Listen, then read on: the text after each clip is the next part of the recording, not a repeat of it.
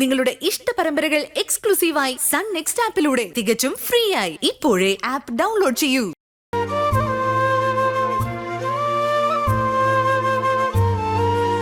മനപ്രയാസം കാരണം രാത്രി ലേറ്റായിട്ടാവും ഉറങ്ങിയത്.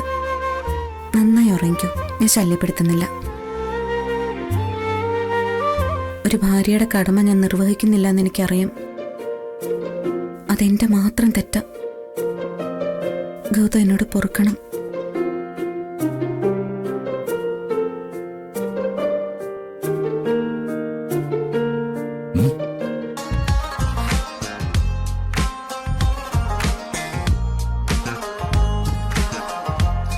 അപ്പൊ ഉറക്കം നടിച്ചു കിടന്ന് എന്നെ പറ്റിക്കായിരുന്നു അല്ലേ? ആ, അതുകൊണ്ടാണല്ലോ നീ കുറ്റം സംഭവിച്ച എനിക്ക് കേൾക്കാൻ പറ്റിയത്.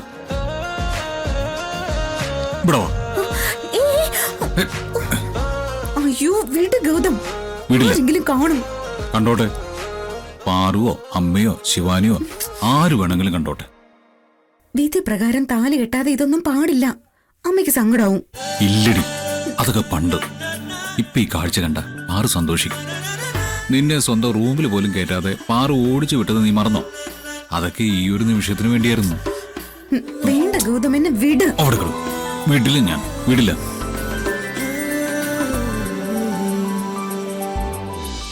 Really sorry. ഇനി ഞാൻ ഗൗതമിനെ എതിർക്കില്ല.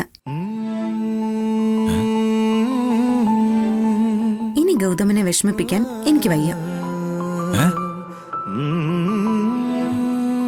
എന്ന് കരുതി ആചാരങ്ങളൊന്നും തെറ്റിക്കാൻ എന്നെ നിർബന്ധിക്കരുത്.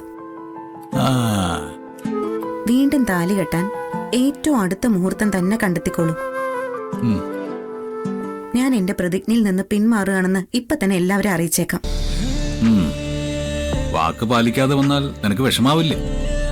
അത് സാരല്ല.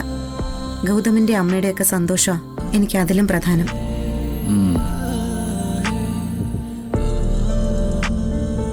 എന്റെയും പാറുവിന്റെയും സന്തോഷത്തിന് സ്വന്തം വാക്കിനേക്കാൾ വില നൽകുന്ന നിന്നെ സങ്കടപ്പെടുത്താൻ എനിക്കും വയ്യ.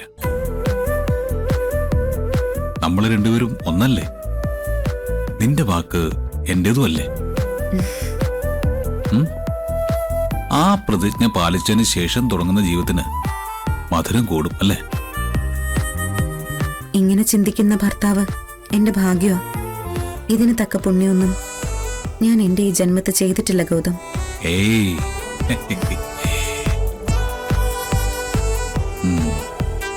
ഇമോഷണൽ ആവണ്ട. ഏറിയ ഒരു മാസം, അതിനുള്ളിൽ ശിവാനിയുടെ കല്യാണവും നമ്മുടെ താലികെട്ടും നമ്മൾ നടത്തും. ഇന്ന് മുതൽ ശിവാനിക്ക് വേണ്ടി ഒരാളെ ഞാൻ അന്വേഷിക്കും. നമ്മൾ കണ്ടെത്തുക തന്നെ ചെയ്യും. ഇപ്പോഴാ എന്റെ മനസ്സൊന്ന് തണുത്തത്. പക്ഷേ എനിക്ക് ഹോട്ടാ ഇഷ്ടം.